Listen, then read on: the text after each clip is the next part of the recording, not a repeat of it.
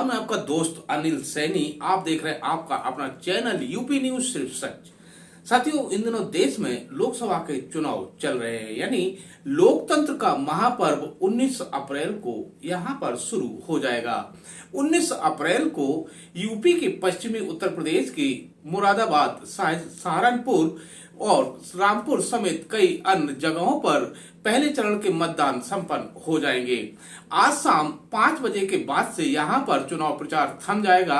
इसी कड़ी में समाजवादी पार्टी के राष्ट्रीय अध्यक्ष अखिलेश यादव आज यूपी के जहां पर उन्होंने अपनी पार्टी के प्रत्याशी के पक्ष में प्रचार किया। इस अवसर पर सपा मुखिया अखिलेश यादव ने मीडिया से बात की। मीडिया से बात करते हुए उन्होंने भारतीय जनता पार्टी पर करारा प्रहार किया। भाजपा पर प्रहार करते हुए उन्होंने मीडिया से कहा कि पश्चिमी उत्तर प्रदेश में इस चुनाव में भाजपा एक भी सीट हासिल नहीं कर पाएगी। उनका कहना है कि इस बार भाजपा सरकार नहीं बल्कि इंडिया गठबंधन की सरकार देश में बनेगी। उन्होंने मीडिया से पूरे मामले पर खुलकर बात की। उन्होंने क्या कहा, आप भी सुनिए पूरी बात। पहले भी कहा, फिर कहता हूँ कि पश्चिम से इस बार भारतीय जनता पार्टी का सफाया होने जा रहा है, और इसलिए भी हो रहा है कि जिन किसानों को इन्होंने धोखा दिया है, कहने को कह रहे थे आय दोगुनी होगी, लेकिन एमएसपी भी नहीं दे पा रही सरकार। एमएसपी का कानूनी अधिकार इंडिया गठबंधन समाजवादी पार्टी देना चाहती है, और जब मौका मिलेगा तो उस पक्ष में काम करेगी। वहीं बड़े पैमाने पर नौजवानों की नौकरी छीनी, और ये जानबूझ करके पेपर लीक कर रहे हैं। उत्तर प्रदेश में बीजेपी की सरकार है, जहां से पेपर लीक हो रहा वहां बीजेपी की सरकार है। जब इतना सुरक्षा का इंतजाम किया इन्होंने, उसके बाद आखिरकार क्यों पेपर लीक हो रहे हैं? और जब पहली बार पेपर लीक हुए उसी समय सरकार क्यों सावधान नहीं हुई?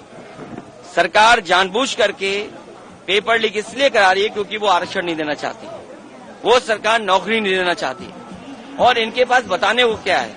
बड़े बड़े होर्डिंग लगाए हैं, कहने को डबल इंजन है, लेकिन दूसरा चेहरा होर्डिंग पे नहीं आ पा रहा है, दूसरा चेहरा गायब है, और जनता वोट डाल के जो एक चेहरा बचा है उसको भी गायब करेगी।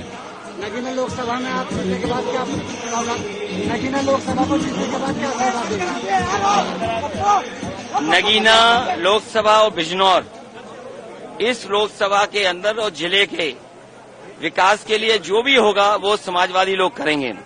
दूसरा, मैं आपको बताना चाहता हूं, आज इस जिले में अगर एम्बुलेंस चल रही है तो समाजवादियों की देन है। 100 नंबर जो आज 112 है, अगर पुलिस के पास इस तरह की गाड़ियों का इंतजाम अगर किसी ने किया तो समाजवादियों ने किया। पूरे बिजनौर में सब स्टेशन, जिससे ग्रामीण क्षेत्र में और शहरी क्षेत्र में पर्याप्त बिजली का इंतजाम हो जाए, समाजवादियों की देन है। और मुझे याद है सरकार में एक अधिकारी यहाँ के थे जो रिटायर हुए थे पीडब्ल्यूडी के, वो यहीं के रहने वाले थे। उन्होंने कहा कि मेडिकल कॉलेज बनना चाहिए। ये जो आज मेडिकल कॉलेज बन रहा है, इसकी शुरुआत अगर किसी ने की थी तो समाजवादियों ने की थी। केवल बीजेपी ने जिस तरीके से 100 का 112 किया है, उसी तरीके से केवल जगह बदल दी उन्होंने। नगीना लोकसभा के प्रत्याशी पूर्व जज मनोज कुमार खुले मन से दावा कर रहे हैं कि नगीना लोकसभा पर जीत दर्ज करने के बाद मेडिकल कॉलेज महिलाओं के लिए अच्छी संस्थान है, और वो कर रहे हैं, जरूरी है मिले, तो और इससे बेहतर सुविधाएं देने का काम समाजवादी लोग करेंगे। आप उनका साथ देंगे? मैं साथ नहीं, मैं काम करके दिखाऊंगा। इसीलिए मैंने आपको उदाहरण के लिए दिया। अगर कागजों को पलटोगे तो सबसे ज्यादा सब स्टेशन किसी ने बनाए तो समाजवादियों ने बनाए। एक समय ऐसा था, थाने में पुलिस को डीजल पेट्रोल भी नहीं मिलता था। वो जो फरियादी आता था उससे वसूल करके गाड़ियां चलाते थे। बजट दे करके, गाड़ियां दे करके पुलिस को रिस्पांस सिस्टम अगर किसी ने दिया, समाजवादियों ने दिया। पूरे बिजनौर में हजारों ऐसे बच्चे होंगे जिन्हें लैपटॉप मिले हैं, और उन लैपटॉप से अपने आप कुछ न कुछ करने लगे। जो अभी बिल गेट्स आए थे और प्रधानमंत्री जी जो बात कर रहे थे डिजिटल डिवाइड को लेकर के, तो डिजिटल डिवाइड कैसे खत्म हो, उसके लिए अगर किसी ने काम किया था तो समाजवादी पार्टी ने यहाँ पर लैपटॉप बांटे। वो आज भी चल रहे होंगे।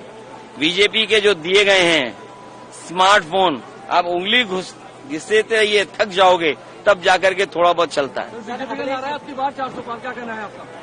400 हार इस बार की होने जा रही है। 400 पार नहीं, 400 हार। और जितने लोग हैं संविधान और लोकतंत्र को खत्म करने वाले लोग हैं, वो सब इस चुनाव में जनता के वोट से भगाए जाएंगे। अखिलेश जी, राष्ट्रीय अध्यक्ष ने कहा है कि इंडिया गठबंधन के आधे नेता जेल में हैं, आधे बेल पे हैं, क्या कहना चाहते हैं?